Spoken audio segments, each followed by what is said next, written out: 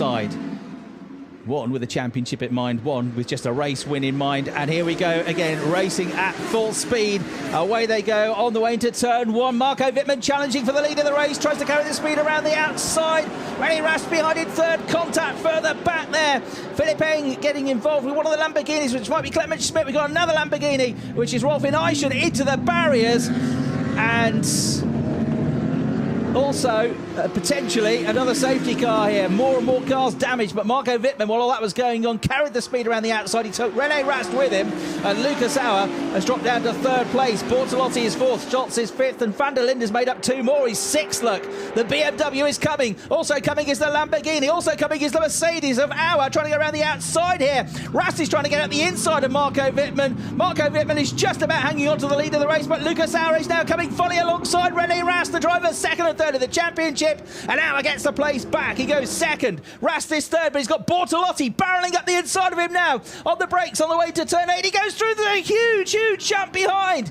Massive shunt there, and fireball as well. We've got 3, 4, 5 cars off. Schumacher, I can see. Feller in there. Massive crash in the middle of the pack there. Surely the safety car is going to be deployed. Yes, it is. And massive drama here. Marco Wittmann leads. Lucas Auer second. Oh, Thomas Preining is one of them. His car is destroyed.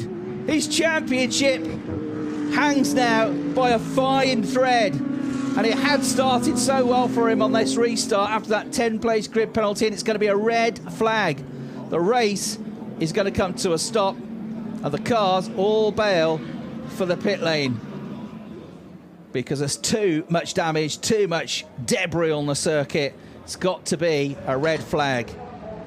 Well, I hope the drivers are all okay, because that was a big one. And as ever, the professional crew that look after the drivers in terms of the marshals and the medical team and the recovery team and the race control operatives will be absolutely on top of this to make sure everybody's okay. So 2 big incidents in that, separated by around about 20 seconds in the race. There's that first one which involved 3 or 4 cars in the first few corners of the restart, and then a massive one. Unbelievable sights as DTM cars heading through it and surviving. And look at that. It's the DTM engine that has become completely separate from the car. I would hazard a guess that that might well be the Porsche engine of Tommy Preining's car. Looking at the state we saw that in. Fluid leaks from it.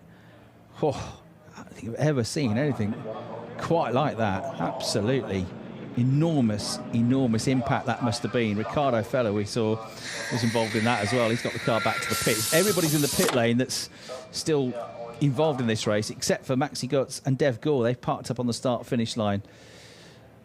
And hobbling slightly there, that's Dennis Olsen, who, remember, had to start right at the back of the grid. So he is... I mean, he looks like he's winded and hobbling, but the great news is that he's got out of the car of his own volition, so it looks like he's largely okay as well, which is a huge relief. Damage to Michael Grenier's car as well, was involved in one of those incidents. But again, driver okay, back in the garage, but it looks like that might be his race now run. So some cars, including Lucas Stoltz, Lucas Auer and Maxi Buch, have parked up on the pit lane exit. Others have pulled in front of their garages, like René Rast and Kelvin van der Linde. We saw David Schumacher's Mercedes involved in that shunt as well. And he's missing some pretty useful components there as well at the front of the car. And there, Thomas Preining's Porsche. That's absolutely massive. I've never ever seen an engine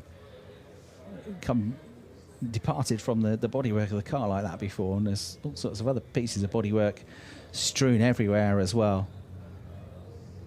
Marco Wittmann also stayed out, so you can see him just cruising through, trying desperately not to pick up a puncture with all of this as well. So Dennis Olsen's Porsche looks like it's either missing a front left tyre or maybe even a front left wheel, and there's a lot of recovery work to be done here by the marshalling team. They're going to have to, once they've got the debris up, which will take a while, they're also going to have to sweep up the circuit because there's a lot of fluid. All eyes are on Marco Wittmann, look, going around the outside of Lucas Auer. And there, David Schumacher already had one save, look, and he was involved in a fight there around the outside of Nico Muller. And then, as he tried to straighten it up, found Rolf Eischen's Lamborghini alongside him. Schumacher did carry on though, and I think we'll get probably a better look at it from this angle. Just look at the midfield. Maxi Boot got delayed. Sheldon van der Linde was right behind the incident again and just carried the speed around the outside. Philip Eng got caught up in all of that as well, and then it was Marius Zug in the Attempto Audi with its new American football livery for the weekend that was also involved in that.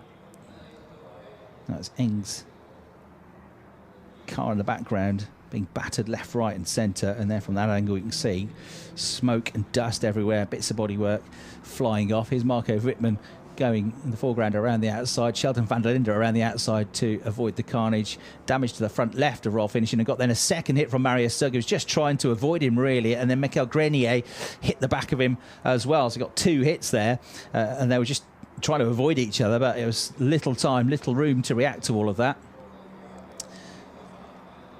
Schumacher actually got through all of that and ended up behind Sheldon van der Linde in the number 27 Mercedes, so he got himself up to 7th place.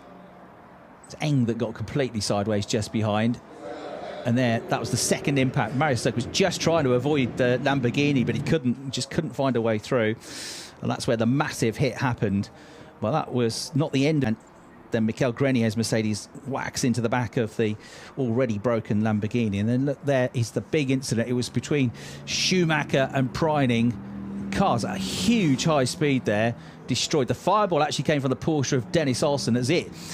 Secondary to that was trying to avoid the incident, hit the inside of the barrier coming through into turns 8.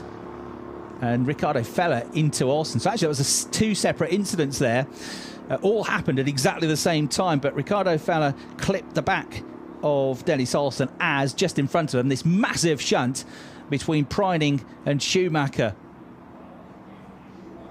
And then Maxi Boot got tangled up in that as well, Nick Cassidy as well, but bits of Porsche absolutely everywhere. And again, credit to the design and the strength of these cars and the safety of these cars that the drivers have been able to get out of that, because that was an horrendous looking crash.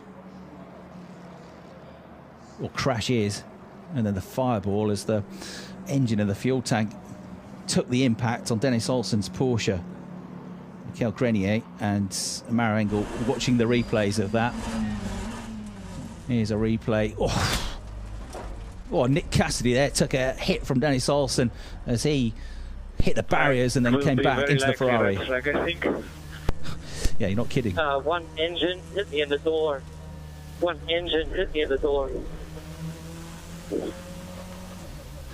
Yeah, one engine on the floor. Are you okay? No, my hand is fucked. Oh, apologies for the language there, but you can understand it given the severity of that incident.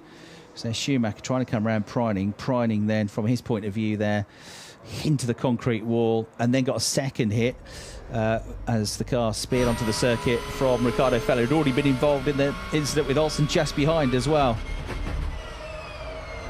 2 didn't fit into 1, and you see Preining there took his hands off the wheel to avoid, when the wheel spins around like that, when it hits the wall or a barrier, it just spins around and around and around. That's when you can break your thumbs. So the drivers are trained to release the steering wheel straight away as soon as they know they're heading for the wall. And he was a passenger from there on in.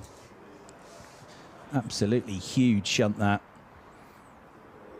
or shunts. And there, the fireball coming from Dennis Olsen's car and Dennis Olsen's engine, as it ends up completely separate from the car on the track. So it wasn't Preining's engine, but it was a Porsche engine, and that's good to see. The drivers just giving each other a hug and saying, oh,